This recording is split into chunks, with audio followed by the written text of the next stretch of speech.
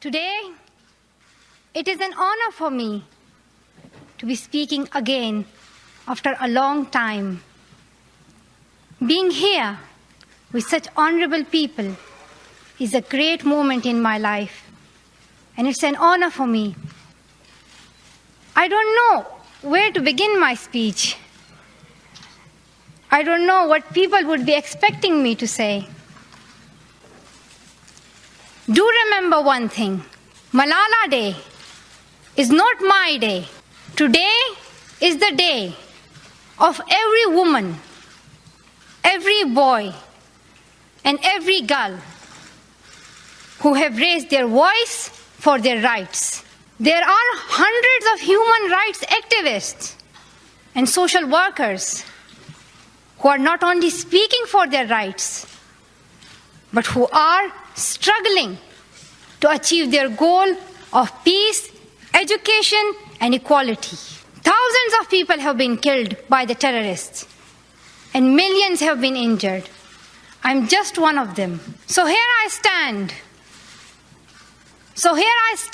one girl among many. I speak not for myself, but for those without voice can be heard. Those who have fought for their rights, their right to live in peace, their right to be treated with dignity, their right to equality of opportunity, their right to be educated. Dear friends, on the 9th of October 2012, the Taliban shot me on the left side of my forehead. They shot my friends too. They thought that the bullet would silence us, but they failed. And out of that silence came thousands of voices. The terrorists thought that they would change my aims and stop my ambitions. But nothing changed in my life except this. Weakness, fear, and hopelessness died. Strength, power, and courage was born. I am the same Malala.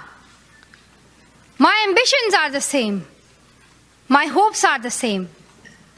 And my dreams are the same. Dear sisters and brothers, I'm not against anyone. Neither am I here to speak in terms of personal revenge against the Taliban or any other terrorist group. I'm here to speak up for the right of education of every child. I want education for the sons and daughters of the Taliban and all the terrorists and extremists. I do not even hate the Talib who shot me. Even if there is a gun in my hand and he stands in front of me, I would not shoot him. This is the compassion that I have learned from Muhammad, the Prophet of Mercy, and Jesus Christ and Lord Buddha. This is the legacy of change that I have inherited from Martin Luther King, Nelson Mandela, and Muhammad Ali Jinnah. This is the philosophy of non-violence that I have learned from Gandhiji, Bacha Khan, and Mother Teresa.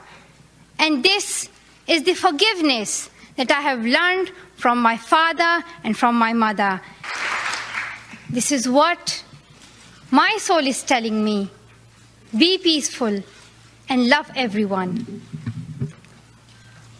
Dear sisters and brothers, we realize the importance of light when we see darkness. We realize the importance of our voice when we are silenced.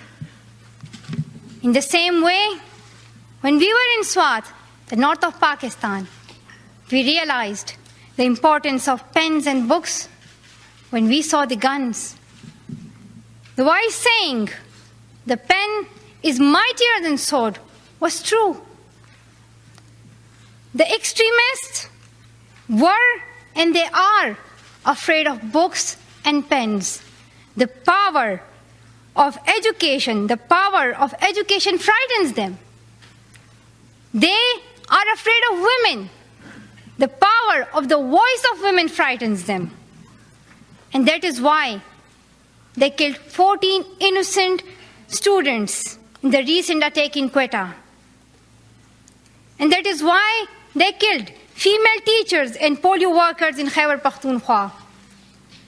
That is why they're blasting schools every day, because they were and they are afraid of change, afraid of equality that we will bring into our society. And I remember that there was a boy in our school who was asked by a journalist, why are the Taliban against education? He answered very simply by pointing to his book. He said, a Talib doesn't know what is written inside this book. They think that God is a tiny little conservative being who would send girls to the hell just because of going to school. The terrorists are misusing the name of Islam and Pashtun society for their own personal benefits. Pakistan is a peace-loving democratic country. Pashtuns want education for their daughters and sons. And Islam is a religion of peace, humanity, and brotherhood. Islam says it's not only each child's right to get education, rather it's their duty and responsibility. Honorable Secretary General, peace is necessary for education. In many parts of the world, especially Pakistan and Afghanistan, terrorism, wars, and conflicts stop children to go to their schools. We are really tired of these wars. Women and children are suffering in many ways in many parts of the world. In India, innocent and poor children are victims of child labor. Many schools have been destroyed in Nigeria. People in Afghanistan have been affected by the hurdles of extremism for decades. Young girls have to do domestic child labor and are forced to get married at early age. Poverty, ignorance, injustice, racism, and the deprivation of basic rights are the main problem faced by both men and women. Dear fellows, today I'm focusing on women's rights and girls' education because they are suffering the most. There was a time when women social activists asked men to stand up for their rights, but this time we will do it by ourselves. I'm not telling men to step away from speaking for women's rights. Rather, I'm focusing on women to be independent, to fight for themselves. So, dear sisters and brothers, now it's time to speak up. So today, we call upon the world leaders to change their strategic policies in favor of peace and prosperity. We call upon the world leaders that all the peace deals must protect women's and children's rights. A deal that goes against the rights of women is unacceptable. We call upon all governments to ensure free, compulsory education all over the world for every child. We call upon all the governments to fight against terrorism and violence, to protect children from brutality and harm. We call upon the developed nations to support the expansion of educational opportunities for girls in the developing world. We call upon all the communities to be tolerant,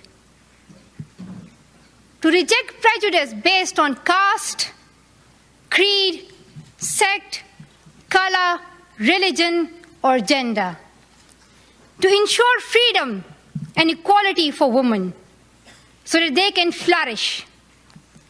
We cannot all succeed when half of us are held back. We call upon our sisters around the world to be brave, to embrace the strength within themselves and realize their full potential. Dear brothers and sisters, we want schools and education for every child's bright future. We will continue our journey to our destination of peace and education. No one can stop us. We will speak up for our rights, and we will bring change through our voice. We believe in the power and the strength of our words. Our words can change the whole world because we are all together, united for the cause of education. And if we want to achieve our goal, then let us empower ourselves with the weapon of knowledge. And let us shield ourselves with unity and togetherness.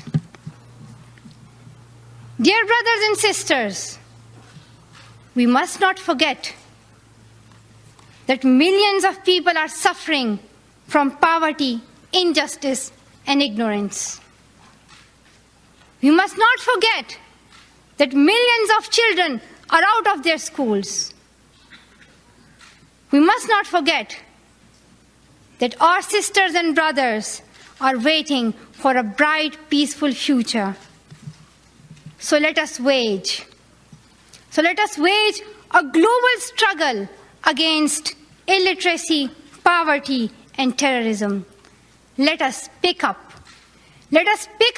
our books and our pens. They are our most powerful weapons. One child, one teacher, one book, and one pen can change the world. Education is the only solution. Education first.